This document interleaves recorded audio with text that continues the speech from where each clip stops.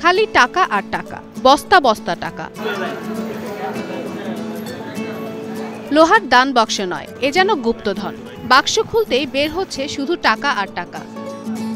এসব টাকা বস্তা ভরে নেওয়া হয় মসজিদের দোতলায়। পরে মেঝেতে বসে টাকা গোনেন শতাধিক মাদ্রাসার ছাত্রসহ প্রায় ৭০ থেকে ৮০ জন ব্যাংক কর্মকর্তা ও কর্মচারী। বছরে কয়েকবারই এমন দৃশ্যে দেখা মেলে কিশোরগঞ্জের ঐতিহাসিক পাগলা মসজিদে। তবে এবার সর্বকালের সবচেয়ে বেশি ২৭ বস্তার টাকা মিলেছে ঐতিহাসিক এই পাগলা মসজিদে। সকাল ৭টা থেকে জেলা প্রশাসক ও পুলিশ সুপার মহোদয়ের নেতৃত্বে ২৭ বস্তা টাকা হয়েছে। এই বস্তার টাকা এখন আমরা দেখতেছি, গণনা করতেছি।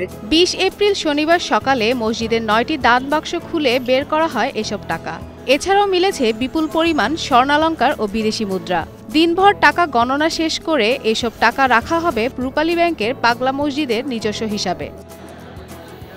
সঠিক নিয়তে এই মসজিদে মানত করলে রোগবালাই দূর হওয়া সহ বিভিন্ন মনোবাসনা পূর্ণ হয়, এমন বিশ্বাস থেকেই দেশের বিভিন্ন এলাকা থেকে সকল ধর্মের মানুষ প্রতিনিয়ত মানতের নগদ অর্থ, স্বর্ণালংকার, বৈদেশিক মুদ্রা, ছাগল, হাঁস, মুরগি সহ বিভিন্ন সামগ্রী দান করেন এই মসজিদে। এক মহিলা আপনারা দেখতে পাচ্ছেন, ওই মহিলার সিন্ধুকে ৪টি টাকার ১,০০০ টাকার বান্ডেল পাওয়া গেছে। উনি ব্রাহ্মণবাড়ি থেকে আসছে।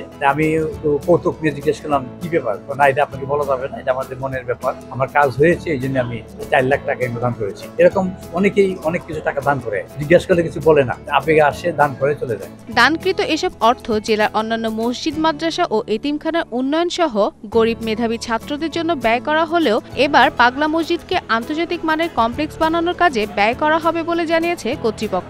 গতবারও আমরা ৬ কোটির অধিক টাকা পেয়েছিলাম, এবারও প্রায় ২৭ বস্তা আমাদের টাকা হয়েছে। আমরা এখানে অনেক বড় একটা মসজিদ কমপ্লেক্স নির্মাণ করব। এই এলাকার মানুষের এটা স্বপ্ন, তাদের একটা ইচ্ছা, তাদের একটা আকাঙ্ক্ষা, তাদের দাবি এখানে যাতে ৩০,০০০ মানুষ নামাজ পড়তে পারে। এবার ৪ মাস ১০ দিন পর খোলা হয় মসজিদের এই দান বাক্সগুলো। এসব টাকা গণনা থেকে শুরু করে ব্যাংকে পৌঁছানো পর্যন্ত নিরাপত্তার দায়িত্ব পালন করবে পুলিশ প্রশাসন। জেলা ম্যাজিস্ট্রেট মহোদয় রয়েছেন, আমরা সকাল থেকে এখানে থেকে নিরাপত্তা দিচ্ছি। আশা করি খুবই শান্তিপূর্ণভাবে, সুষ্ঠুভাবে গণনার পর টাকাটা ব্যাংকে পৌঁছে দেবে।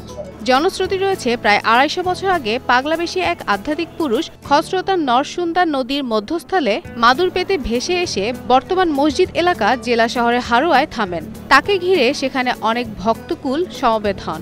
ওই পাগলের মৃত্যুর পর সমাধির পাশে এই মসজিদটি গড়ে ওঠে। পরে কালক্রমে এটি পরিচিতি পায় পাগলা মসজিদ নামে। এখানে শুধুমাত্র দান করাই নয়, মসজিদটি দেখতে দূর দূরান্ত থেকে আসেন অসংখ্য মানুষ। শেষ খবর পাওয়া পর্যন্ত জানা যায় দান বাক্সে পাওয়া টাকাগুলো গোনা হচ্ছিল। এবার প্রাপ্ত টাকা আগের তুলনায় আরও অনেক বেশি হবে বলে ধারণা করছে মসজিদ কর্তৃপক্ষ।